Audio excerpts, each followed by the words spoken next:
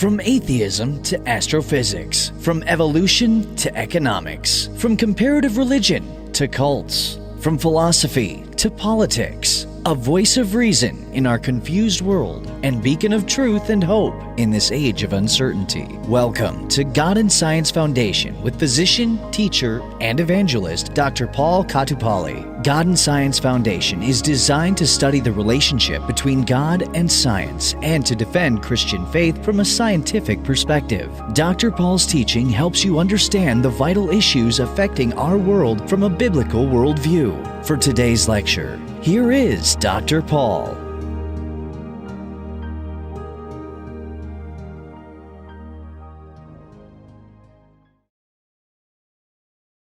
You have a Greek background. You wrote in your book that you have 4 Greek grandparents. Good. And you loved Greek classics. And I think you also wrote a book on Greek classics. My question is, why Christians should study Greek classics? Good. This is a big thing. I teach at a place called Houston Baptist University, and we have a mission statement we call the 10 pillars, or sort of 10 things we stand on. One of them is build on the classics. The other one is to bring Athens and Jerusalem together. And what we mean by that is Athens means our Greco-Roman heritage that goes back to Athens.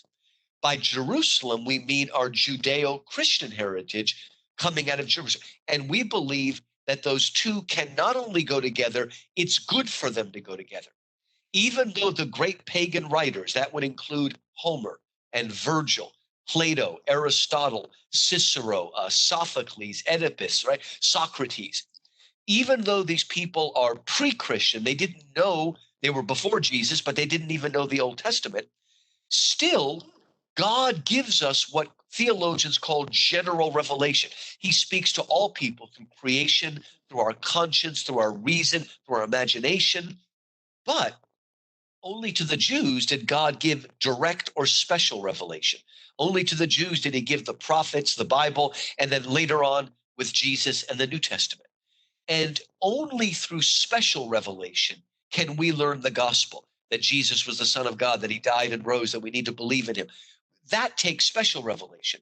But general revelation can lead us to learn things that are true.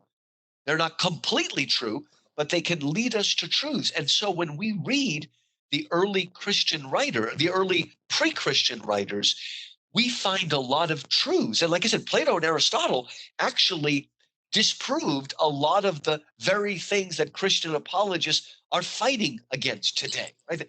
The ancient Hindus were yearning, because the ancient Greeks and Romans also had stories about God's coming to earth, but they were not, they were often very bloody, and they weren't. But what I'm getting at is that I believe that God has planted a desire in all of us. He has written eternity on the hearts of men, it says in Ecclesiastes. And so when Jesus died and rose, he not only fulfilled the law and the prophets of the Old Testament, I believe he fulfilled the highest yearnings and desires of the Gentiles, not only the Greeks and Romans with their stories, but I think the people in India as well who are yearning for this. And I remember many years ago speaking to a lovely Hindu girl who became a believer. And she said to me once, you know, what I like about Christianity is it's historical. It really happened. You know, there was no real Rama or Krishna. That's like way back in mythical, legendary time. But it looks like, wow, there was a time in history when God really did it, when he fulfilled our longing. So I really believe that in the same way people in the West have learned a lot from Plato and Aristotle, I hope people in China will learn from Confucius. Now, we have to be careful, right? If you are Indian, right? If you're Ravi Zacharias, you're not going to say to people, Jesus is the 13th avataram of Vishnu. You don't do that, okay? Because you're falling into error.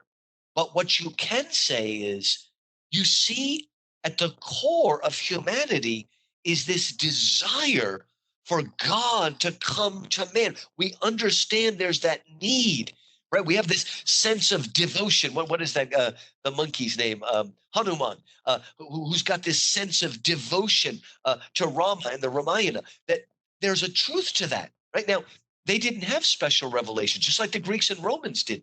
But I think as we study the ancient books, whatever our background is, I think we will find pointers ahead that God is doing something, right? That it's coming, but we have to wait for the full revelation, the true revelation in history.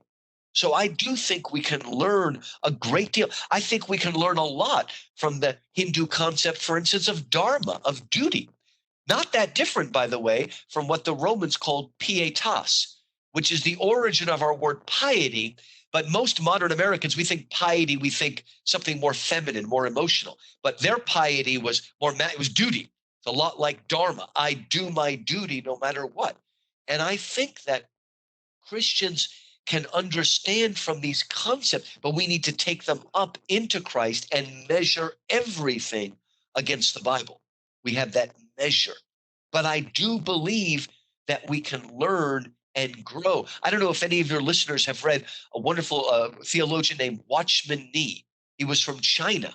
And again, I love reading his book because it gives me insights that I never would have seen. He's coming from an Eastern point of view, and God is using that. I love to listen to people give testimonies when they have accents, because it reminds me that Jesus is the Savior of the whole world, not just the Jewish people, not just the Western people, but of all the world. And as we study, we'll find, do you know that Akhenaten, an ancient pharaoh of Egypt, wrote a hymn to the sun? It was like he was almost moving towards monotheism.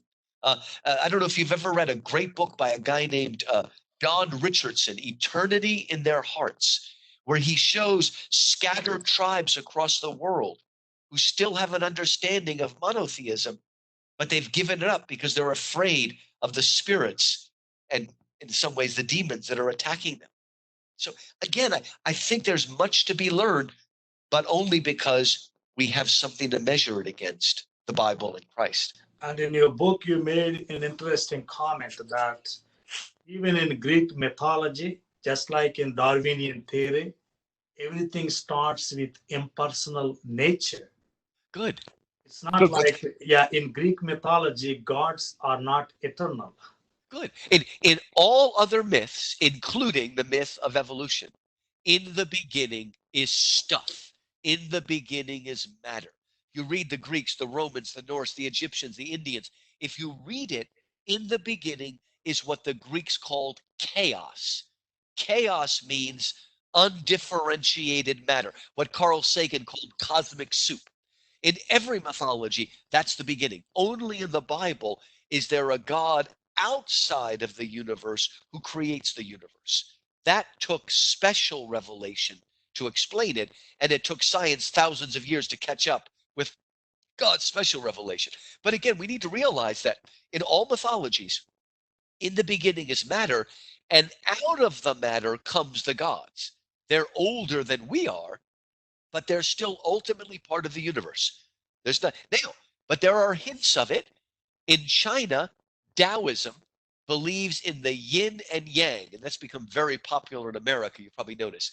And of course, yin and yang in itself is not Christian, because you've got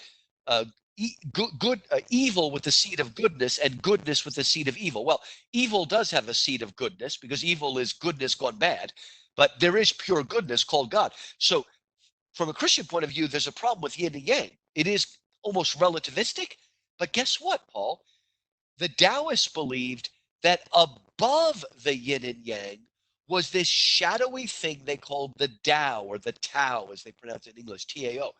And the Tao is the way. So even here, there's an understanding deep down that there must be something even beyond.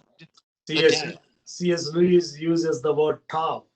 Good. He actually uses Tao to refer to the universal moral ethical law code that is throughout. You can see it in all the ancient books, because God has written it into our conscience. That's part of general revelation.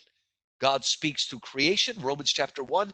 God speaks through the conscience, Romans chapter 2. Right there at the origin of these things.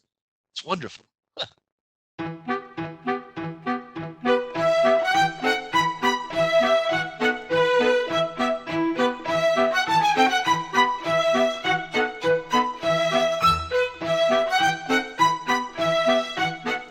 Christopher Hitchens, late Christopher Hitchens, in his book God is Not Great, he wrote that Christians stole from Greek mythology.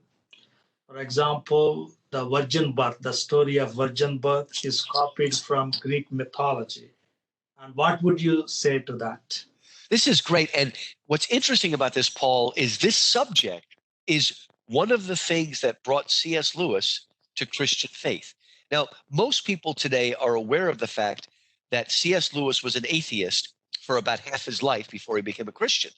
But what a lot of people don't know is Lewis did not go directly from atheism to Christianity, as did Lee Strobel, Chuck Colson did. A lot of famous apologists did that.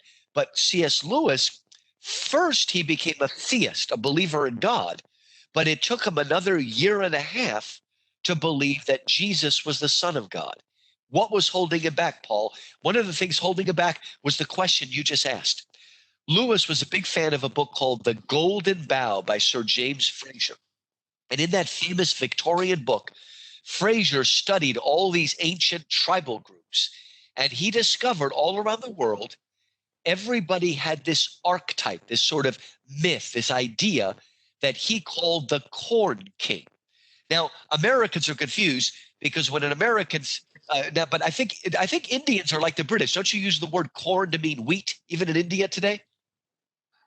They do, right? Yeah. But Americans, when we say corn, we mean maize, right? So Corn King, to speak to Americans, means wheat king. And what he said is that all these ancient societies had a myth that was linked to the cycle of the wheat, like birth, death, and rebirth. And in these stories, this god comes to earth, often through a human woman, lives, dies, and goes back. Now, if you're a Greek, you call him Adonis or Bacchus. If you are an Egyptian, you call him Osiris. If you are Norseman, you call him Balder. If you are a Persian, you call him Mithras. If you are a Babylonian, you call him Tammuz. The ancient Indians, a lot of the things they say about Krishna and Rama would also fit into that. And Lewis thought, like Hitchens, well, obviously the story of Christ is just another myth. Until one day, Paul, he was taking a long walk in the evening on the grounds of Magdalen College, Oxford, with his good friend J.R.R. Tolkien, a believer who wrote The Lord of the Rings. And as they were walking, they were discussing this matter. And Tolkien said to Lewis, Lewis, what if the reason that Jesus sounds like a myth is that he's the myth that came true? You see, if the Bible's true that God created all of us in his image, then God put in us a desire for himself. And that desire manifests itself in all of these stories. And doesn't it make sense that when God comes to earth and effects our salvation, he'll do it in a way that answers our deepest need? Let me give an analogy here, Paul. I don't know if this happened to you, if this happened in India, but it certainly happens in America. You take a class in social studies, and your teacher has you read the wonderful Epic of Gilgamesh, an old Babylonian epic. And in the Epic of Gilgamesh, there is a universal flood story. And then the teacher in the public school will say, now, children, we now know that every ancient people group has a story about a universal flood. And that just proves that the story of Noah is a myth and nothing else. I remember, Paul, even as a kid saying, wait a minute, there's another way to read that data. If every single culture has a story of a universal myth, that suggests of a universal flood, that suggests to me that there was a flood. And maybe in every other culture, it retained a mythic value, but only in the Bible does it retain some historical value. So there's a difference between data and the interpretation of data. And that data has been interpreted in different ways for thousands of years. Thank you so much.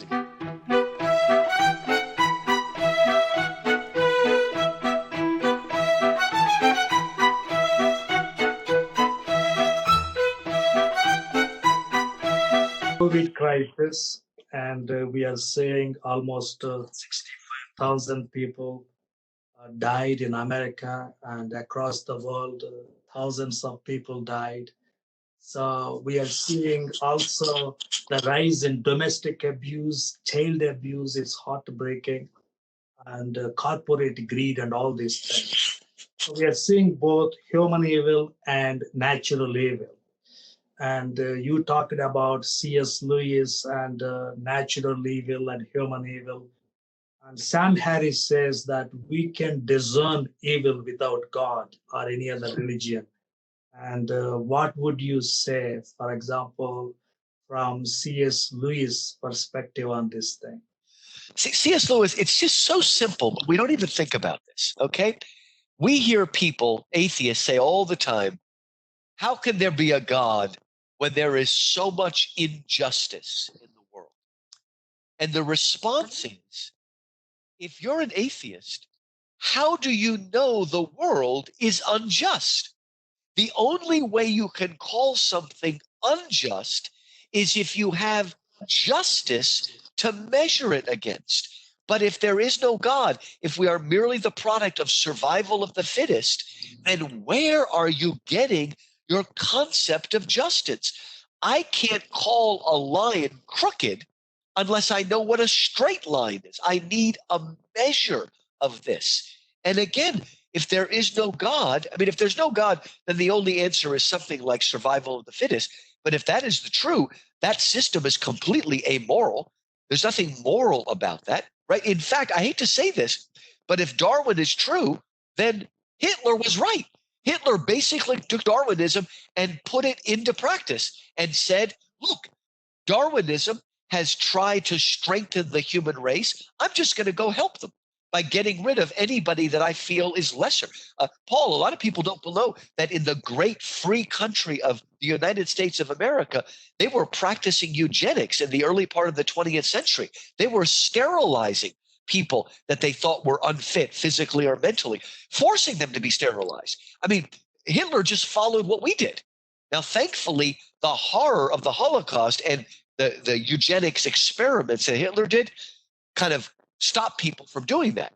But it's coming back, and it will come back. And that's why he's kind of a jerk, but I'm happy about Peter Singer, because Peter Singer is one of the few scientists who has the courage of his convictions. He knows that in an atheistic world, then yes, a full-grown dog might have more rights than an unborn child or even maybe an autistic child. Do you see? But thankfully, Paul, the Peter Singers are few. Most atheists, thankfully, don't live in accordance with what they believe, right?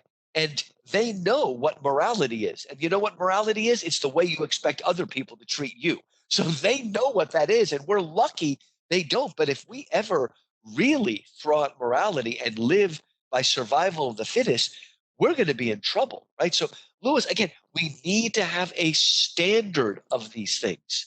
It can't just evolve because nature is unconscious and amoral, and it knows nothing about consciousness or morality.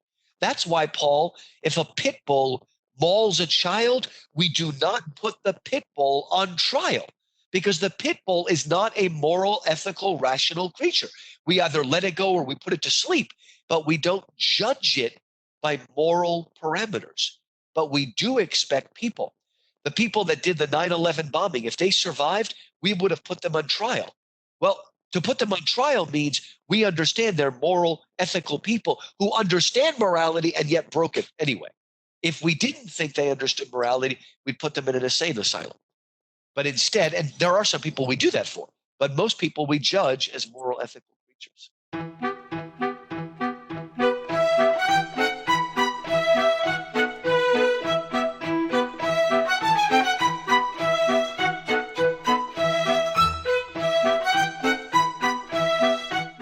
There is this charge. For example, Catherine Nixie, she wrote a book titled The Darkening Age.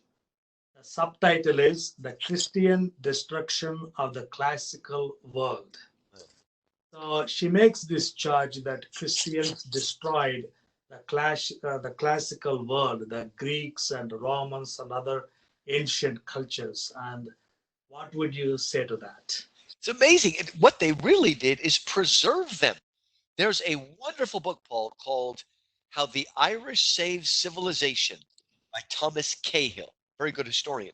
And he showed that a lot of the pagan classics were saved by these Irish monks living in monasteries in the middle of nowhere. They were preserving this pagan wisdom.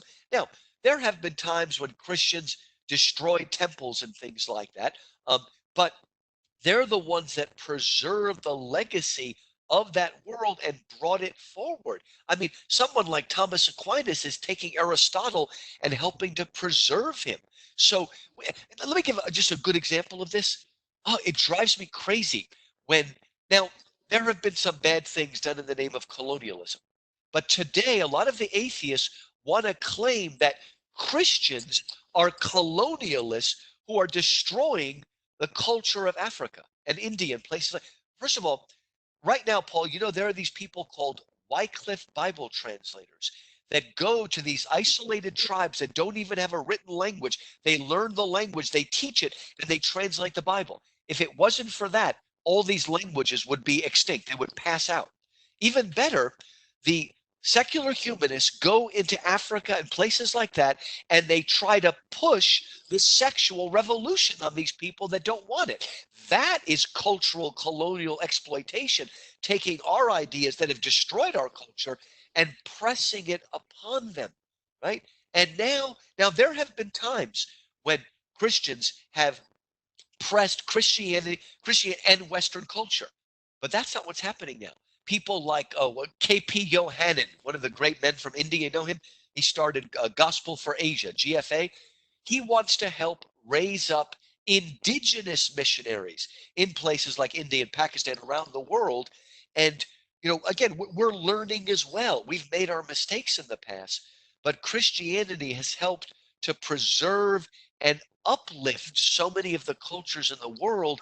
And right now, as the so-called Ivy Leagues are throwing out the pagan classics, it's conservative Christians who are saving them. Conservative homeschoolers, Paul, people who used to be Bible-only people, are now preserving these classics. And it's what, and you know what, Paul? Are you a fan of M. Night Shyamalan? He's a great director. He made the Sixth Sense and I heard Signs about and him, things. yes. Very, very good. And he is at least nominally Hindu, but his education was in Catholic schools in India. And a lot of his great movie making skills comes from these ideas that he's brought in. I don't think he would call himself a Christian, but he has learned from these great schools and people like Paul Brand, who went into India and discovered the cause of leprosy, Hansen's disease, and did these things, or Mother Teresa, people that are out there in the world and trying to. And today, Paul, a lot of people say the most Christian country in the world is South Korea. And South Korea is sending missionaries, even into the Muslim world, very, very bravely sending missionaries in there. So again, we've made our mistakes, but if it wasn't for the Christian church, I think we would have lost most of those pagan classics. They're the ones that took the best and led it upward.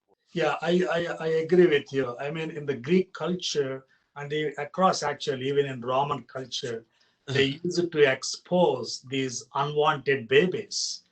Like, I think it's called exposure. Right, exposure, it's a kind of infanticide. But Yeah, you're right, yeah, you're exposing them, the yeah. weak children.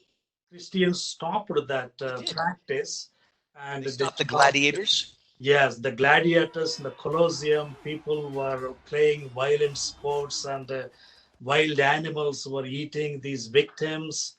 And the Christians stopped those things. They stopped human sacrifice in many cultures. Well, in India, they stopped sati, where the Yeah, woman burned herself. They stopped foot binding in China. A lot of yeah, those things, right? And the killing of baby girls. So there's been a lot of things where they've tried to bring this basic biblical ethic, which is actually there in other cultures. We just forget, right?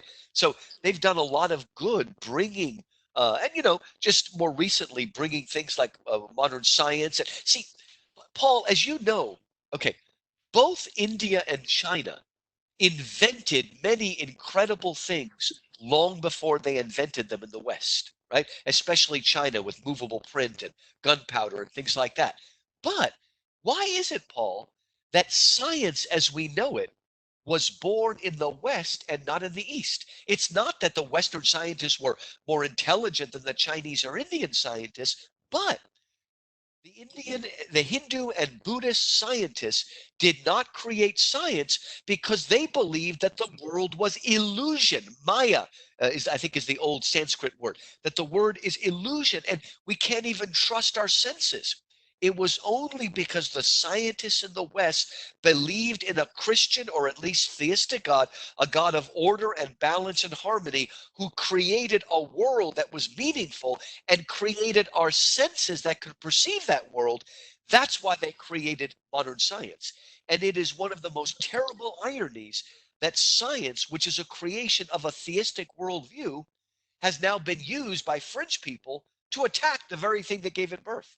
Right? So, and a lot of books have been written about this now, showing that, again, all the early modern scientists were Christians or at least strong theists, from Copernicus to Galileo to Newton to Faraday. So many of them were coming out of that. And again, we've sort of forgotten